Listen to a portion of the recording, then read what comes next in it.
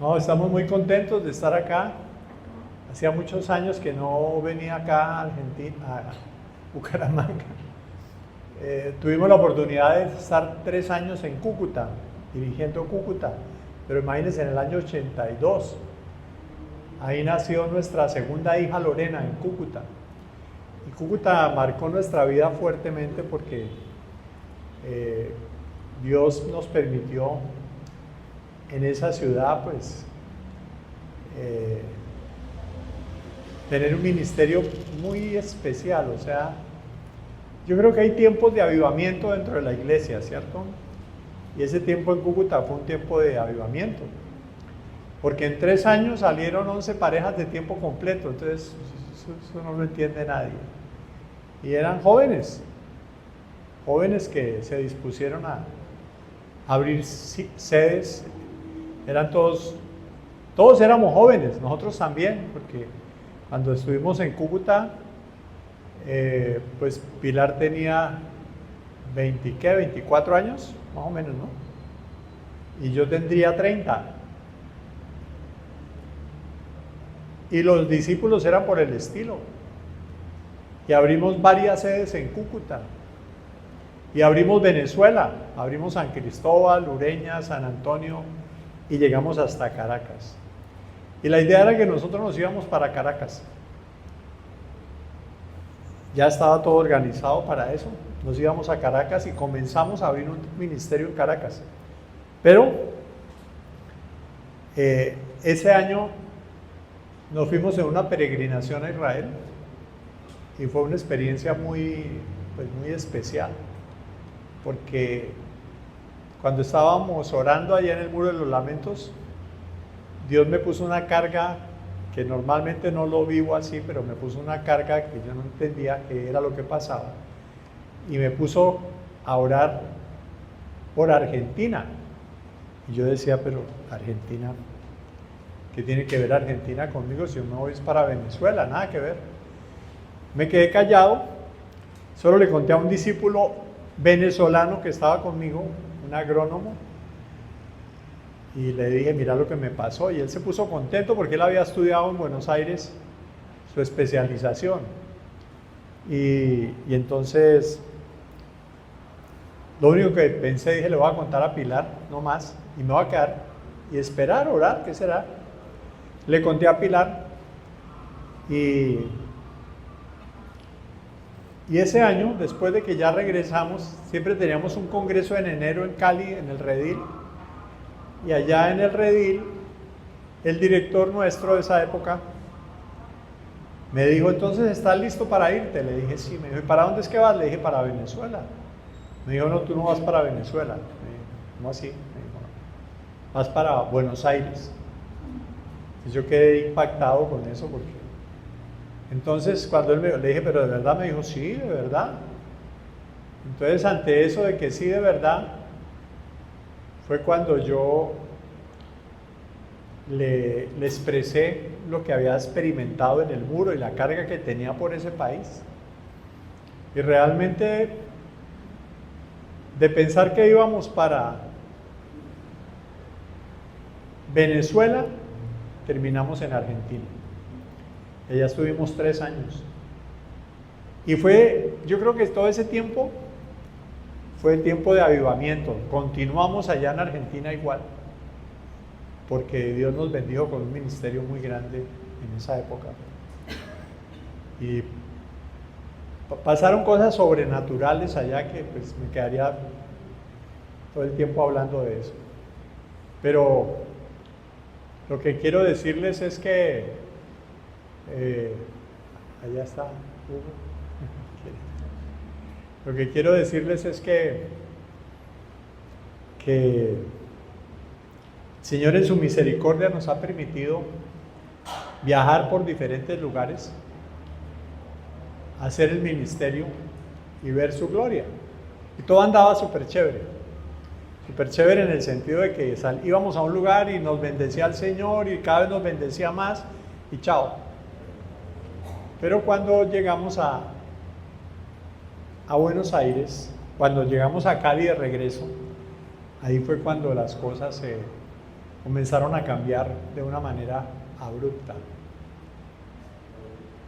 Bienvenido, Hugo. Compañero de lucha desde más de 40 años. Bumangués, siervo de Dios.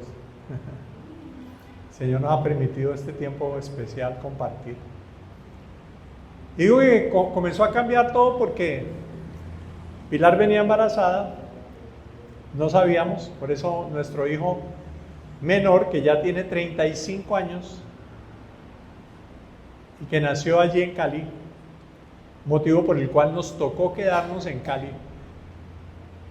Y yo pienso que el Señor le cambia a uno los planes facilitos, esos propósitos que uno tiene, se los cambia en cualquier momento. Y efectivamente, nació Santiago y nació con sordera profunda, con un problema en el corazón y con un problema en los ojos. Entonces ciego, nos parecía sordo, con problemas en el corazón. Y uno nunca estará preparado para tener un hijo en esas circunstancias, menos nosotros que éramos tan buenos y siervos de Dios. Entonces, ¿cómo es que me pasa esto? Fue terrible, así literalmente. Motivo de confrontar mi fe y decir si realmente lo que yo vivía era una mentira.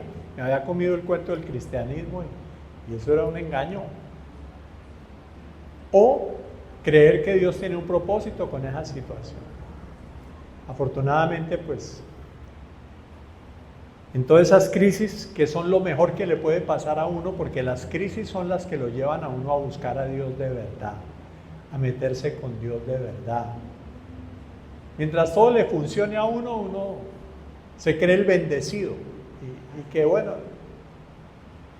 Pero Dios quería tratar con nosotros y sobre todo llevarnos a depender de Él para que se cumpliera el propósito que es formar a Cristo en nosotros y llevarnos a la estatura de la plenitud de Cristo. Ese es el propósito de la vida cristiana.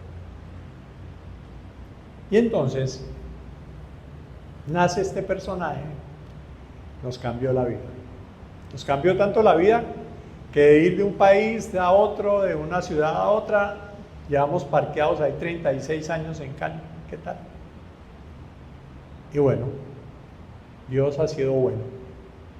Dios ha sido misericordioso. Ahí comenzó otra etapa de mi vida. Ya no era, yo pensaba que ir de gloria en gloria era ir así, ¿no? De gloria en gloria. Yo voy de gloria en gloria. Pero resulta que después entendí que ir de gloria en gloria es para abajo, de gloria en gloria, cada vez más abajo, más humillado. Entonces el Señor nos ha traído de gloria en gloria desde hace 36 años, 35.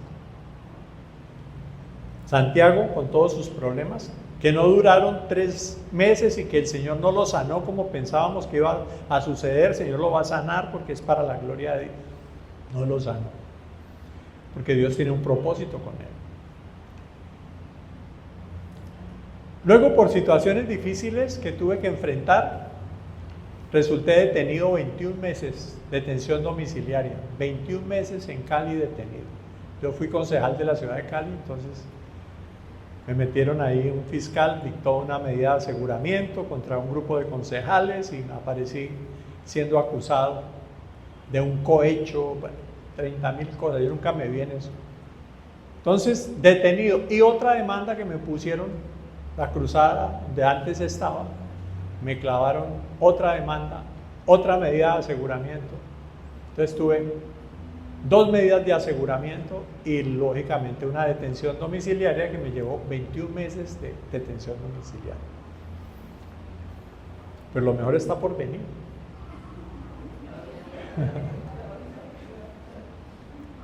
Después de eso, una experiencia muy difícil en Popayán.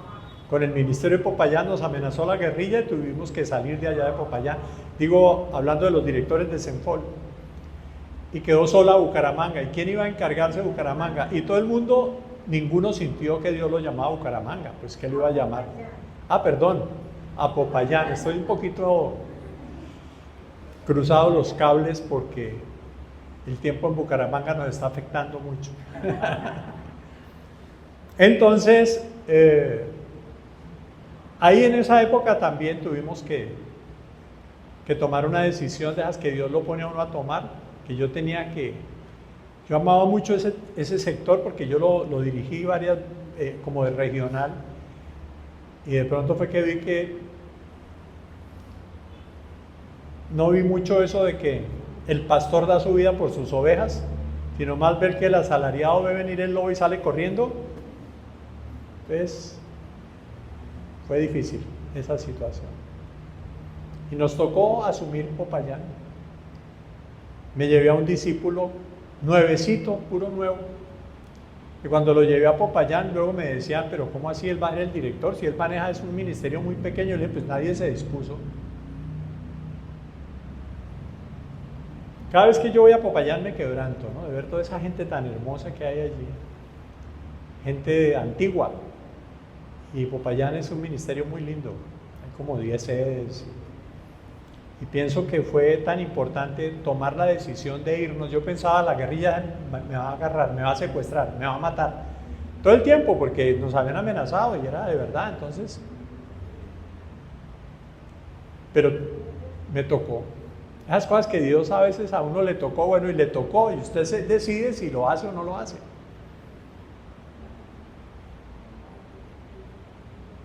Y para no alargarles el cuento de la historia, pero me parece bonito que nos conozcan un poco.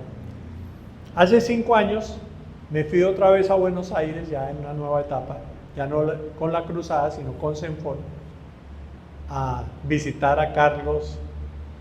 ¿Ustedes estaban ahí en ese tiempo o no? Ya se van a venir. Y bueno, estábamos felices de estar. Me encanta Buenos Aires, o sea, hay 3 países que yo los tengo acá metidos. Colombia primero, segundo, yo creo que Argentina, tercero Israel. Yo creo que es como el orden, ¿no? De lo que son como la carga que tengo y mis afectos, por todas las cosas que Dios nos permitió vivir en Argentina. Entonces, nos fuimos, estábamos felices de estar en Buenos Aires, ya visitando gente de la cruzada, que ahora ya se salió de la cruzada, entonces ahora ya nos recibieron, nos aceptaron de nuevo. Fueron muy especiales con nosotros. Y nos contaron y fue bonito ver cómo fueron tan queridos ellos. Pero esa noche que estábamos ahí felices de todos los testimonios que escuchábamos, me dio una hemorragia, habiendo llegado del hotel. Yo afiebrado le dije a Pilar, no, vamos a dar una vuelta me encanta la ciudad, ¿no? Entonces vamos, el centro de la ciudad. Nos habíamos quedado en un hotel ahí. Llegamos y hemorragia. Me fui a urgencias, dije, no, tengo que irme a urgencias. Se me bajaron las plaquetas, creo que en ese momento eran a 5,000. Resultado, cáncer.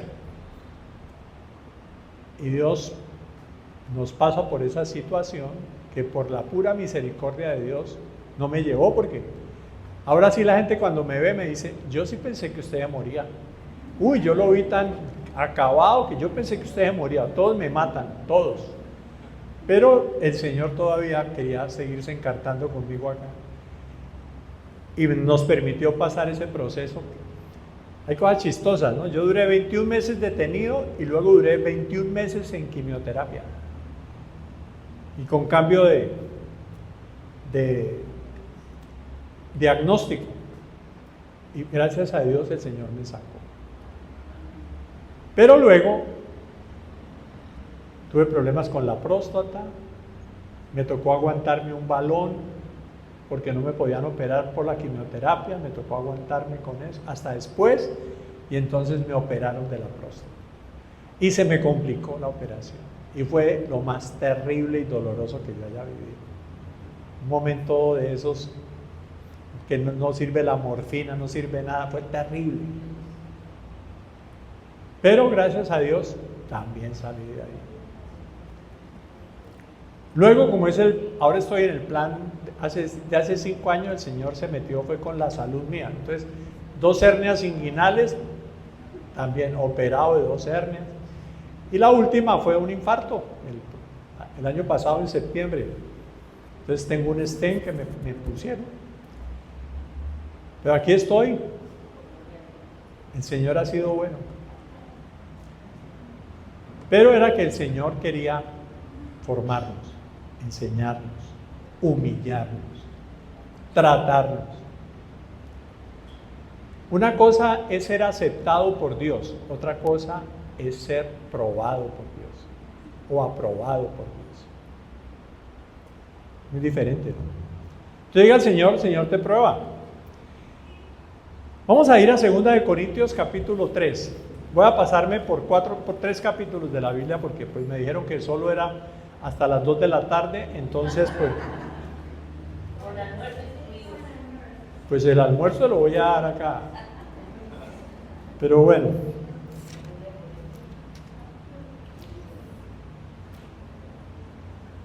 Dice el versículo 14, capítulo 3, verso 14.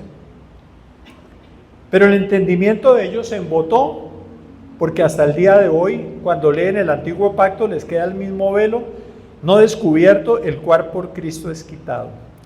Y aún hasta el día de hoy, cuando se lee a Moisés, el velo está puesto sobre el corazón de ellos, pero cuando se conviertan al Señor, el velo se quitará, porque el Señor es el Espíritu, y donde está el Espíritu del Señor, allí hay libertad.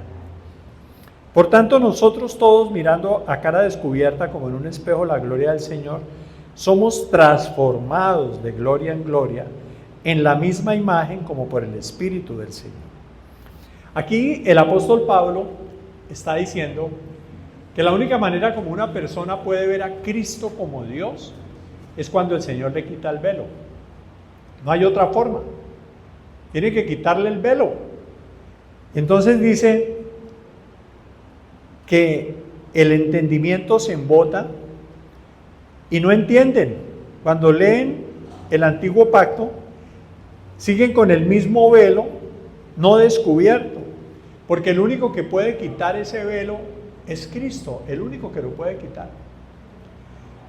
Y eso pasa con nosotros también. Eso tiene que ver con el pueblo judío, pero también tiene que ver con nosotros. O sea, si una persona, el Señor no le quita el velo, no pasa nada. Gracias a Dios, yo creo que el Señor les ha quitado el velo a mis hijos, porque imagínense uno de pastor. Por eso dice, ese es más terrible que hijo de pastor. Que los hijos de pastor son los más complicaditos, o los que nacen en hogares cristianos. Muy lindo el testimonio de, ¿cómo se llama? ¿Ah? Stephanie. La primera, la mamá. Marta. Muy lindo. Ella fue muy transparente contando toda su realidad. Chéverísimo. Bueno, la que sea, ya me entendieron. ¿Stephanie o Marta? ¿Cómo te llamas? Stephanie. Que me quiere confundir. Ya me quería confundir. Bueno, ya te entiendo, Jairo. La vida es dura. No digo más. O sea, solo una persona puede recibir a Cristo cuando el Señor le quita el entendimiento. Por eso usted lo que más tiene que orar es por sus hijos para que entiendan. Para que el Señor les quite el velo. Dice que Cristo es el único que le puede quitar el velo. Yo recibí a Cristo en el año 74, o sea, debí cumplir 50 años, pero como nunca le paré bolas ni al día, yo lo hice como simplemente por demostrarme que eso era pura carreta. Entonces yo nunca le puse cuidado a eso. Porque en esa época pues, me enseñaron, o no sé, copié que uno le invitaba a Cristo, era demuéstreme que usted es Dios. A ver, yo no creo en usted, pero venga y demuéstreme, todo atrevido, todo grosero. Pero pues el Señor, como acá uno lo entiende. Y yo comencé poco a poco a ver que eso sí funcionaba. Y fruto de que me di cuenta que funcionaba, pues el Señor comenzó a agarrarme, y de ser pues un medio agnóstico y con una mentalidad pues resentido social, lleno de complejos de inferioridad, en una universidad del Estado, de izquierda lógicamente, porque uno está en la universidad del Estado y si no es de izquierda está desubicado. Entonces pues lógicamente uno todo metido en todo ese cuento.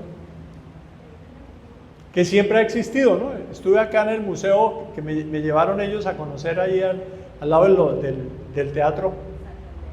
¿Cómo se llama donde estuvimos? La casa, y nos enseñaron la guerra de los 1000 días, dieron unos cachiporros y godos, mire, se agarraron aquí en el año 1800 no sé cuánto, y luego se volvieron a agarrar, y luego la historia es la misma, ahora es lo mismo. Que los guerrilleros, que la derecha, que la izquierda, la misma vaina, todo el tiempo ha sido lo mismo. Y ustedes sí que conocen de eso, ustedes fueron fuertes y se rebelaron y se pararon, increíble, toda esa historia nos encantó, muy bonito. Esa era nuestra vida, pero por la gracia de Dios, en un tiempo de avivamiento también, que eso solo lo hace el Señor, en la década del 70 conocimos a Cristo. Y todos esos que conocíamos a Cristo, en 6 meses ya queríamos servirle a Dios de tiempo completo. Yo no veo ahora eso para nada. Pero era algo sobrenatural. Dios estaba haciendo algo en todo el continente. Después me di cuenta que Dios estaba tomándose las universidades del continente, toda Latinoamérica. No era solamente acá en Colombia. Cuando me puse ya a analizarlo más despacio. Y bueno, el velo solamente se lo quita a uno Cristo. Y luego me gusta mucho de acá del capítulo 3, el versículo 18, dice: por tanto nosotros todos, mirando a cara descubierta como en un espejo la gloria del Señor, ¿cómo es una persona transformada? Solo mirando a Cristo. O sea, cuando uno aprende a ver en la Biblia a Cristo y todo el tiempo trata de encontrar a Cristo a través del Antiguo y del Nuevo, y luego dice, somos transformados de gloria en gloria. La clave de la vida cristiana es que usted, como dice, puesto los ojos en Jesús, y usted, como quiere poner los ojos en Jesús, se meta en la Biblia, porque a través de la Biblia es que usted va a conocer a Jesús, y es que el Señor le va a hablar y usted va a entender las palabras de Cristo, ¿sí? Entonces, en ese proceso de usted estar viendo a Cristo y estar metido en la Biblia y estar sirviendo en algo, usted va siendo transformado. No hay otra forma de ser transformado. No hay otra forma. No, eso no se trata de buenas intenciones. No. Usted solamente lo va a transformar el Señor cuando Dios le quita el velo. Y usted comienza a caminar, a tener comunión con Dios metido en la Biblia, porque la comunión con Dios, usted habla y Dios le habla a través de la Biblia. No hay otra forma. Y el resultado, usted va siendo transformado. Y el propósito de la vida cristiana es que usted cambie. El que está en Cristo, voy a terminar con eso en el capítulo 5, nueva criatura es. Las cosas viejas pasaron, todas son hechas nuevas. El que está en Cristo, nueva criatura es. Entonces usted tiene que cambiar. Por eso yo, gracias a Dios, yo digo, pues, mis hijas de alguna manera son celosas de evangelizar, aún así tiene su ministerio, discipula. La otra también a su manera, porque salió a la mamá, entonces todo lo hace a la manera como a ella le parece. La mayor, pero evangeliza tremendamente. Y Santiago, que pues imagínense, sordo, tan difícil si para nosotros es difícil entender y que nos quiten el velo, imagínate para él, que tiene una cantidad de limitaciones, de comprensión, de lectura, de entender, de que las cosas abstractas más difíciles, y hablarle de que no, que Dios es espíritu, que Dios es invisible, para él es muy tenaz. O sea, con él hemos tenido que cambiar completamente muchos paradigmas. Pero ahí va. La lucha con él no lleva sino 36 años y ahí continúa.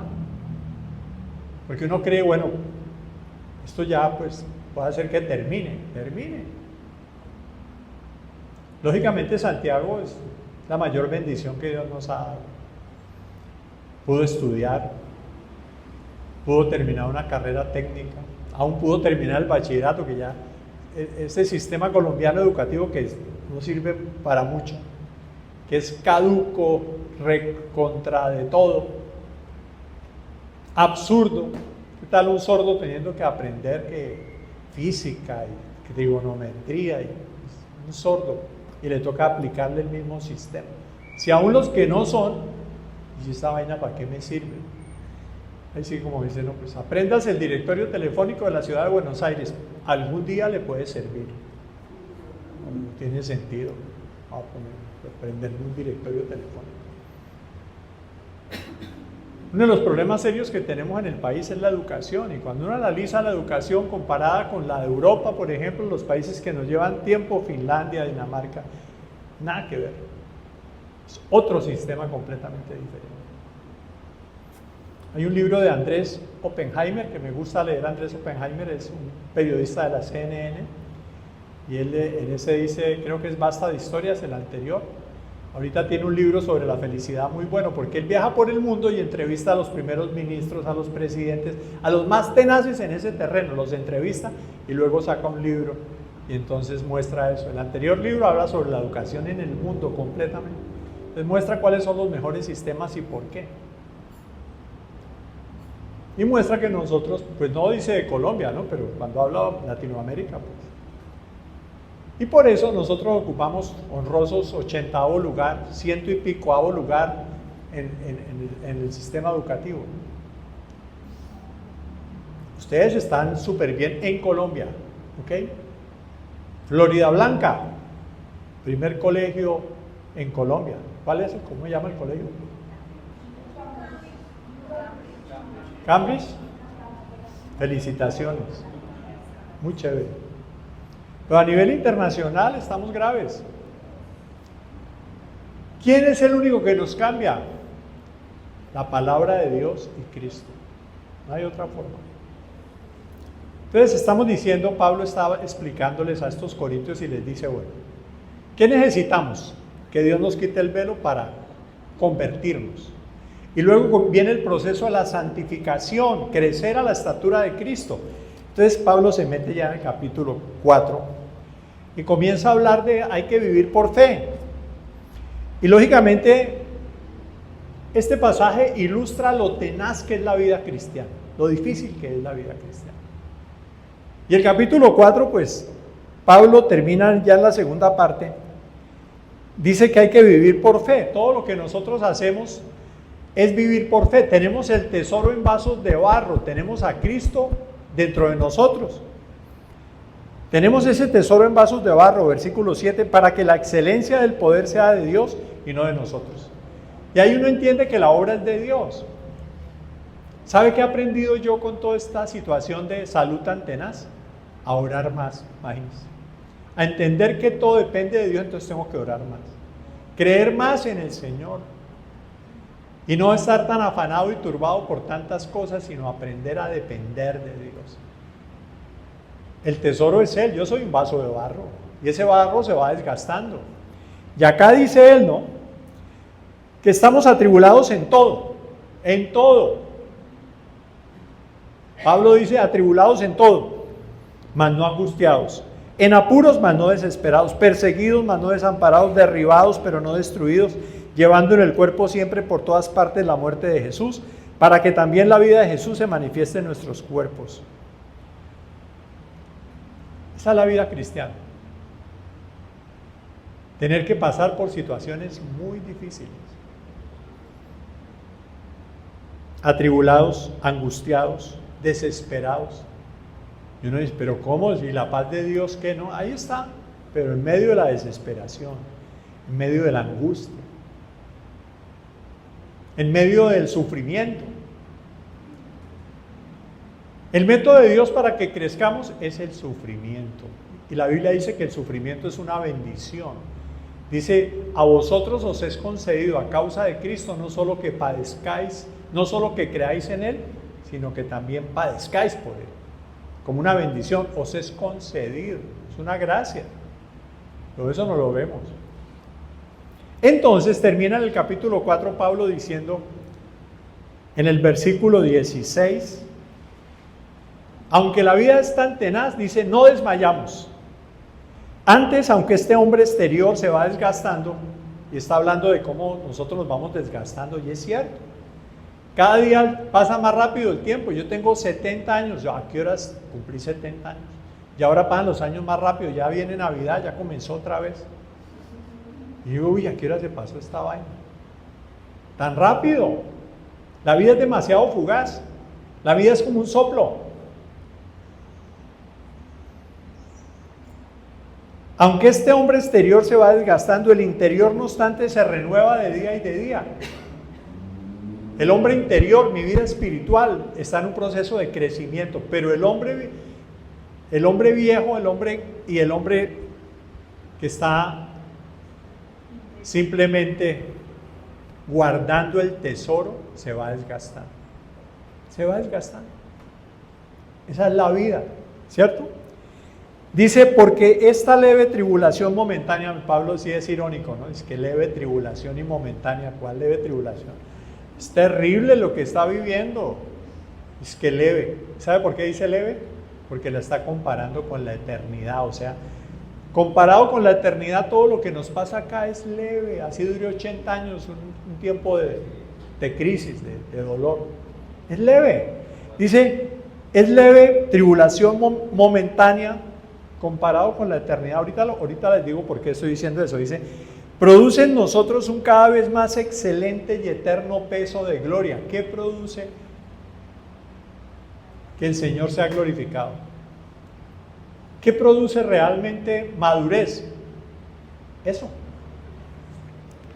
La tribulación. No mirando nosotros las cosas que se ven. ¿Qué tenemos? Nosotros vivimos por fe. Vivimos no por vista, sino vivimos por la fe puesta en los valores eternos.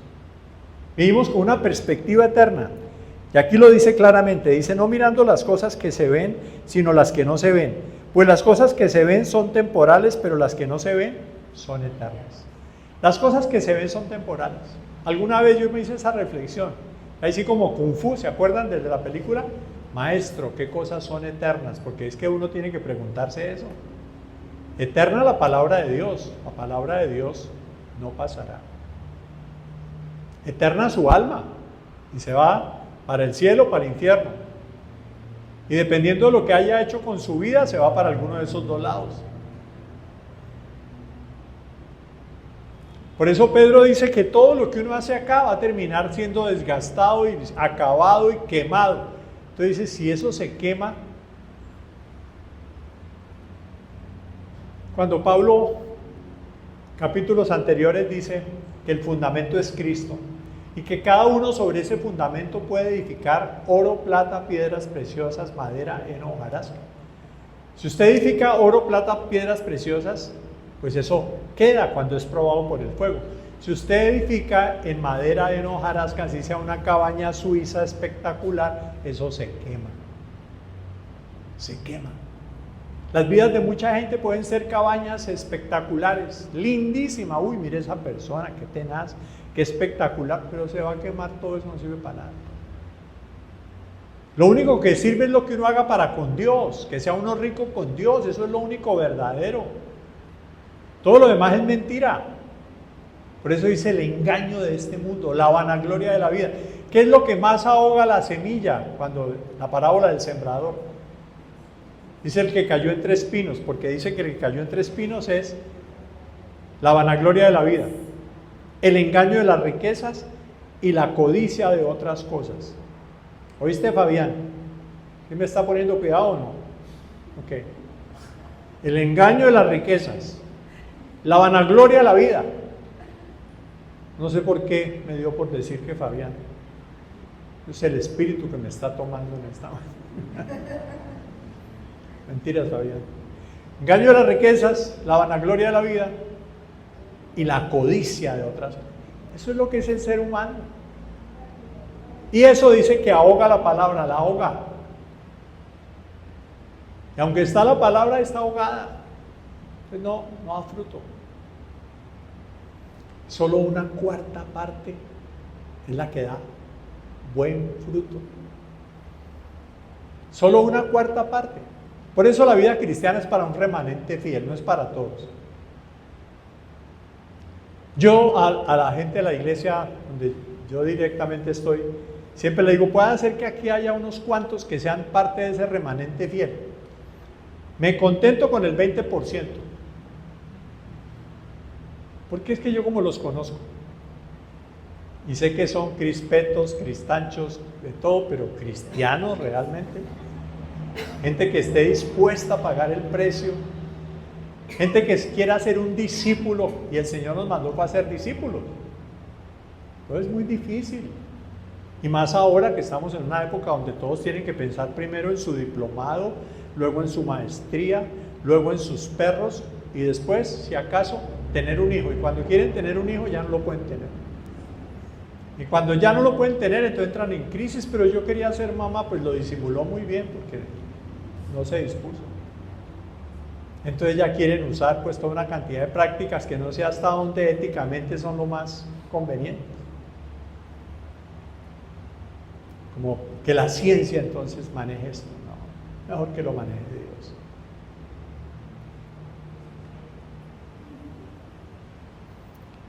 No mirando las cosas que se ven, porque las cosas que se ven son temporales, pero las que no se ven son eternas.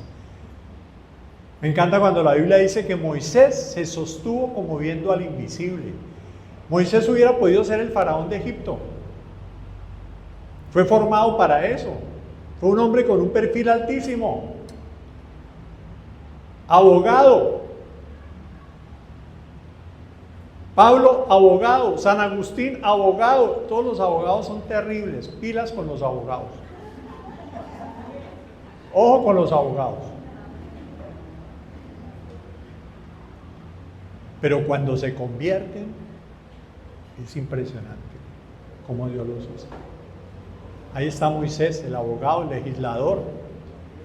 Pablo, el abogado, todas las cartas de Pablo. San Agustín, el doctor.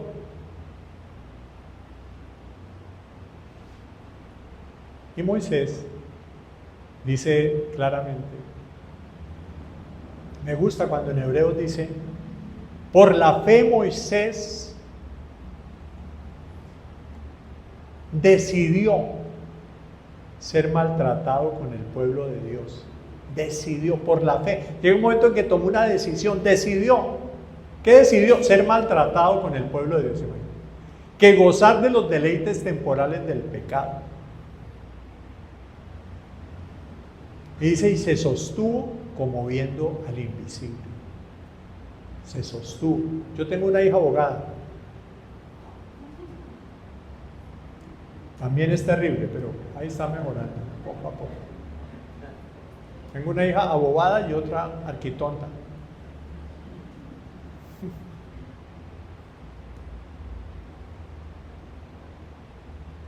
Capítulo 5. Ahora sí llegué al tema. Voy a tocar 3 puntos que son fundamentales. Dentro de lo que quiero, pues que el Señor nos permita llevarnos esta mañana. Dice, comienza diciendo, sabemos que si nuestra morada terrestre, este tabernáculo se deshiciere, ya Pablo está diciendo, esto se va a deshacer, definitivamente. Pero si se deshiciere, tenemos de Dios un edificio, una casa hecha de manos eterna en los cielos. La esperanza de nosotros, ¿no? Tenemos una casa, el Señor se fue a preparar lugar para nosotros. Y por eso también gemimos, deseando ser revestidos de aquella nuestra habitación celestial. Nosotros los cristianos, ¿qué esperamos? Que venga el arrebatamiento y el Señor nos transforme. Parte de lo que esperamos. Ser transformados. Y si nos morimos, pues Pablo también dice, para mí el vivir es Cristo y el morir es ganancia. Lo mejor que le puede pasar a un cristiano que tiene seguridad de salvación es morirse, lo mejor. Pero Pablo dice, y si yo tengo que seguir acá en la tierra, es con una sola razón, es por causa de dar a conocer a Cristo, es por causa del Evangelio, es la única razón por la que yo entiendo que debo quedarme acá.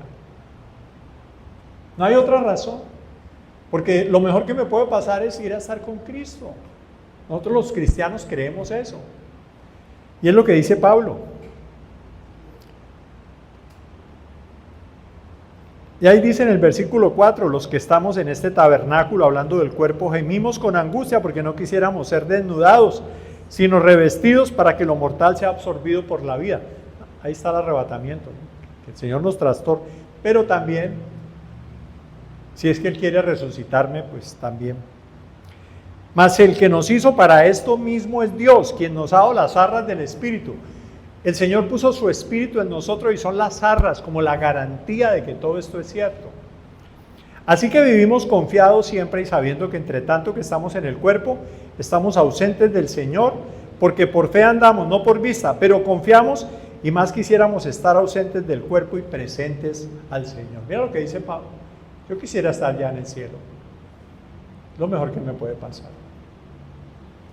Cuando una persona realmente es cristiana, lo mejor que le puede pasar es morirse de un infarto o morirse de un ataque de un cerebral, un accidente, pum, de una, chao, tal vez. Se acabó. Un bumangués muy querido de nosotros, compañero de lucha, Jesús Durán, que se fue a Cali, dejó sus negocios acá en Bucaramanga, creo que tenía la venta de bienes para depósito, y él era un expendedor de los más grandes acá en Bucaramanga y se fue de tiempo completo. Ya le sirvió al Señor hasta que se murió. Se murió, se quedó por la noche y a las 3 de la mañana se fue. De una. Qué bueno que se fue así. Pero si una persona no es cristiana, lo peor que le puede pasar es morirse de un infarto. ¿Por qué? Porque no tiene chance de nada. A veces una muerte lenta es la gracia y la misericordia de Dios para que esa persona se arrepienta, se humille, por la pura gracia de Dios. Entonces todo depende, ¿no? Me quiero morir rápido, ¿está seguro que es cristiano? ¿Está seguro para dónde va?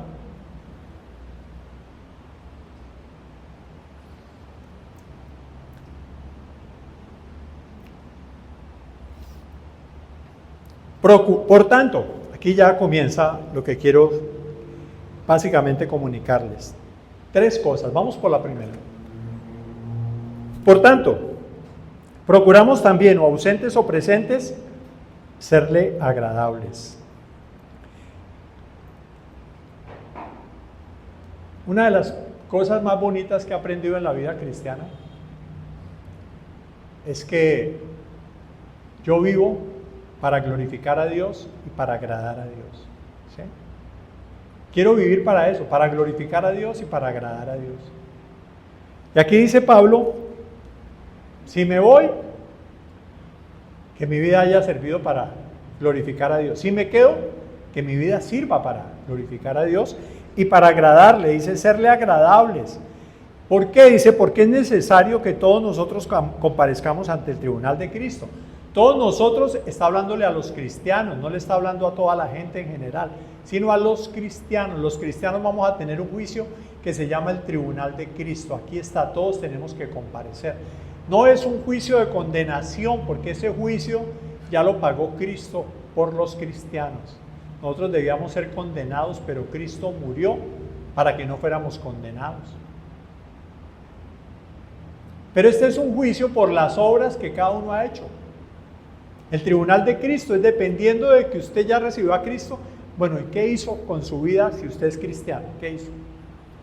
Ya es cuando dice, todos vamos a comparecer para que cada uno reciba según lo que haya hecho mientras estaba en el cuerpo, sea bueno o sea malo.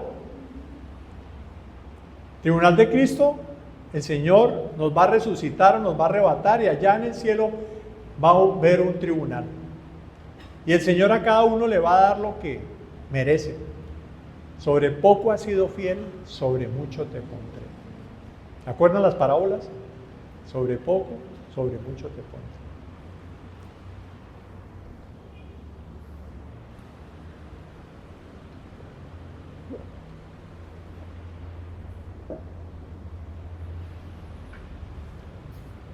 Yo tengo ganas de volver a Bucaramanga, pero no tanto por Daniel y Laura, sino por ese chiquito canzón que anda por ahí, que nos la tiene montada todos estos días. Tan tramadorcito que es, ¿no? Una belleza ese niñito, tan inteligente. Salió al abuelo, ¿no? Sí.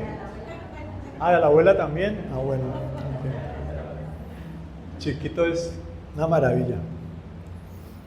Los nietos son corona de los viejos, son los nietos. Los nietos son una bendición maravillosa, espectacular.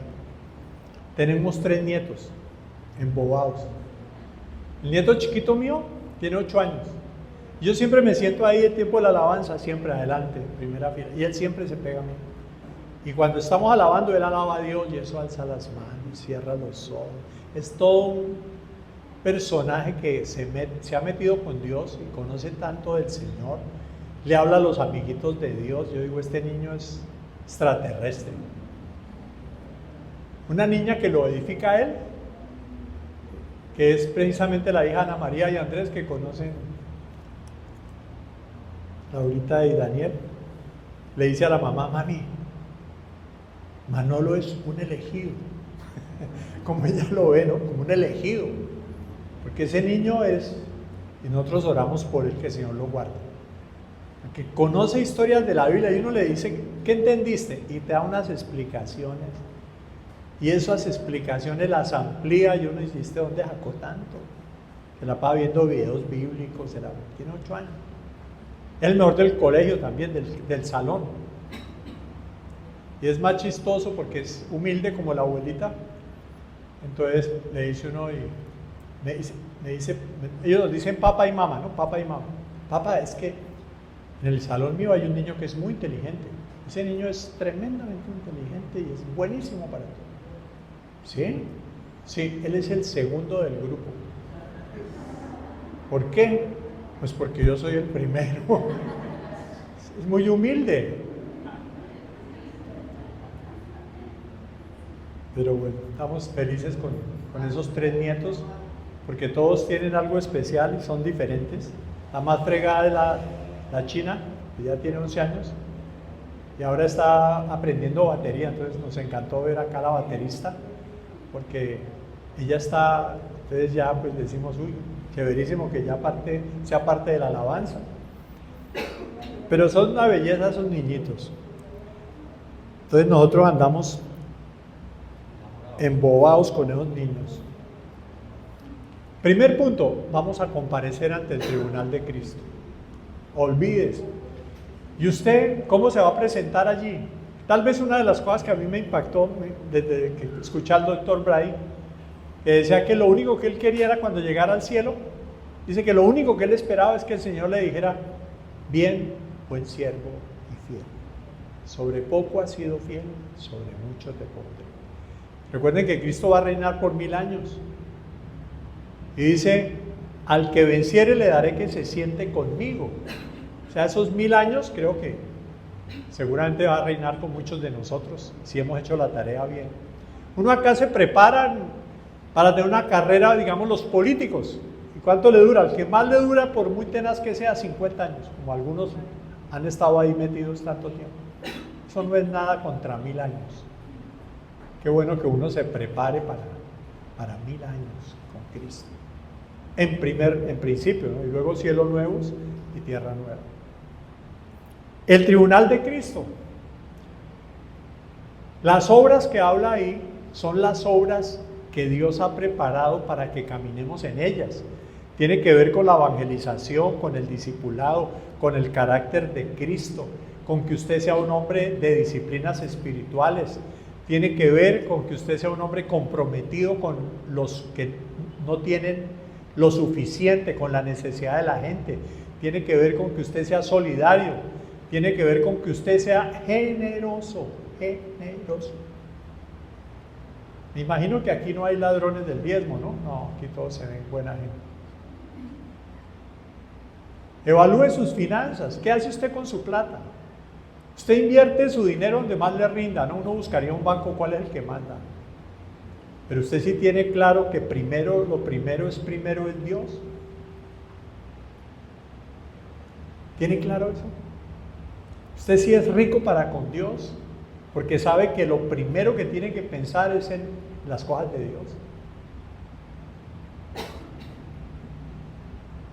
La gente es toda chistosa, ¿no? Si yo tuviera tal cosa, ayudaría. Si yo tuviera la carreta, usted con lo que tiene ahora es que demuestra que es. Y no porque tiene mucho, no, porque simplemente usted es fiel. Y usted cuando es fiel es que usted es fiel a la palabra de Dios. Y hace lo que la Biblia dice, no lo que a usted le parece. Ni lo que yo puedo, no, lo que la Biblia dice. Ahora se inventa todo el mundo cantidad de cosas. No, es que ya no es el diezmo, es la ofrenda. Es que el Antiguo Testamento era una... No. La revelación en la Biblia es progresiva. Dios no cambia cosas por otras, sino que Dios complementa.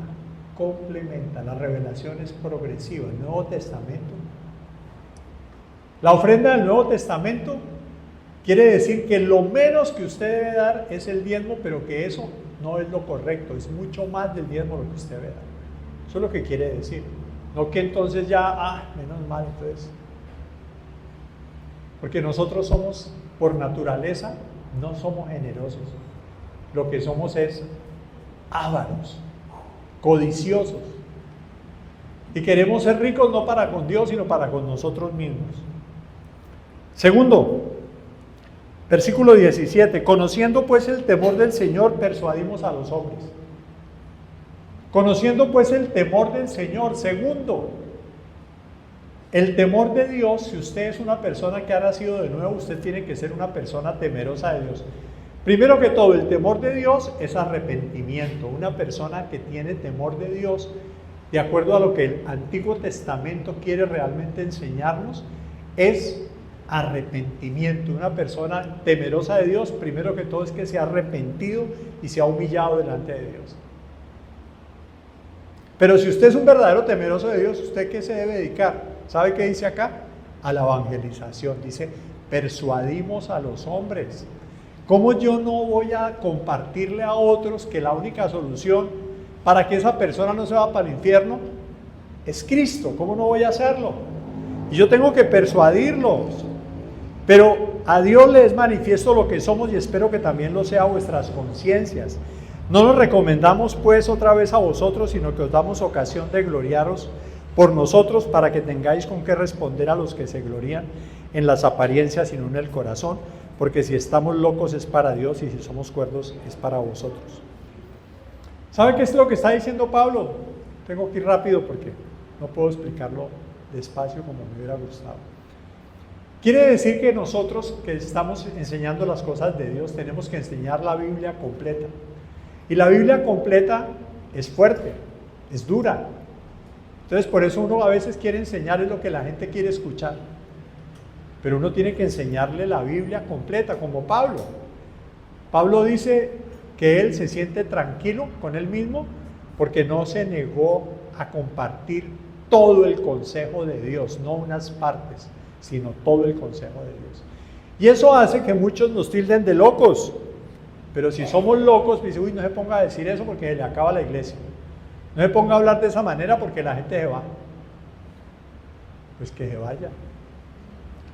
Pero usted está como un loco, entonces ¿de qué va a vivir? Bueno, hombre, yo dependo de Dios. El Señor me ha sostenido 47 años hasta ahora. ¿Será que no me seguirá sosteniendo? Seguro que sí. Primero, el tribunal de Cristo. Segundo, el temor de Dios. Tercero, el amor de Dios, porque el amor de Cristo nos constriñe. Versículo 14.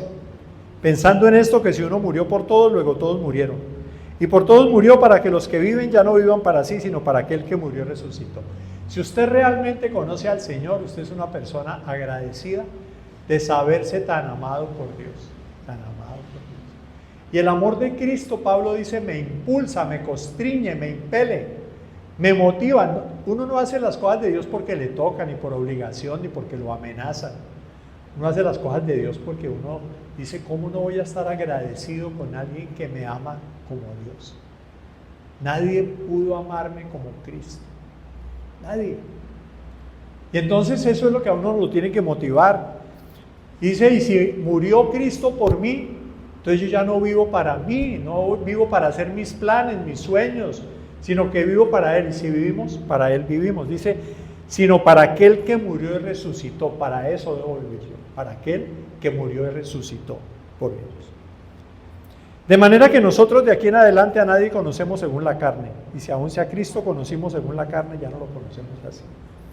Pablo está diciendo, de manera que de aquí en adelante a nadie conocemos según la carne.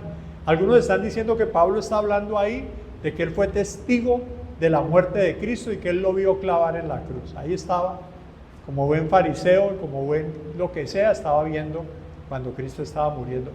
Es una interpretación, no quiere decir que así sea, pero pudo haber sido, ya que ahí lo dice, de manera que a nadie conocemos según la carne. Después él conoció a Cristo cuando el Cristo se le revela, pero ya fue según el Espíritu. Pero lo que sí dice es, de modo que si alguno está en Cristo, lo que les decía, nueva criatura es.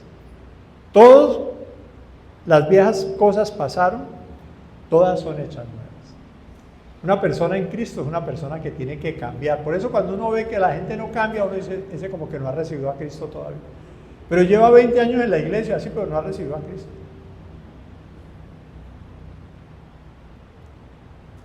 Porque una cosa es ser religioso, otra cosa es ser un cristiano realmente, que quiere agradar a Dios.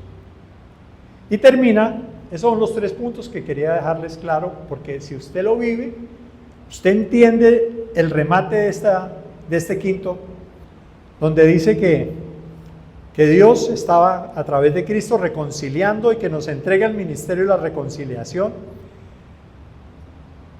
Nos permite a nosotros ser embajadores de Cristo. ¡Qué privilegio! Mientras estamos acá en la tierra somos embajadores. Representamos a Cristo hasta que Dios quiera dejarnos acá. Cuando Dios saca a sus embajadores es porque ese pueblo ya queda bajo el juicio. Entra en guerra cuando ya sacan los embajadores, no queremos tener nada con ellos. Pero mientras Dios nos tenga acá, es porque somos embajadores. Y cuando uno le habla a una persona de Cristo, es como si uno le estuviera rogando, mire, por favor, recibe a Cristo, por favor, vale la pena. Entonces, uy, qué pena, qué oso. Yo a veces cuando me pongo a pensar hasta el día de hoy, digo, yo tengo que ir a decirle a esa persona, mira, la solución para tu vida es que tú creas en Cristo, que Él murió en la cruz por tus pecados, que Él resucitó, que luego Él ascendió a los cielos y que regresará. Y lo que tú tienes que hacer es arrepentirte. Uy, qué pena, y eso es lo que le tengo que decir a la gente, ¿no? Pero eso no es muy popular, eso no vende. Mejor le hablo de otra cosa más chévere. Mejor le digo, venga a la iglesia y Dios te va a bendecir, te va a prosperar, te va a llenar de plata y te va a dar esto. Eso todavía funciona más. Por eso es la locura de la predicación del Evangelio. Y usted predique la Biblia y la obra es de Dios, usted viva por fe, porque usted es un embajador.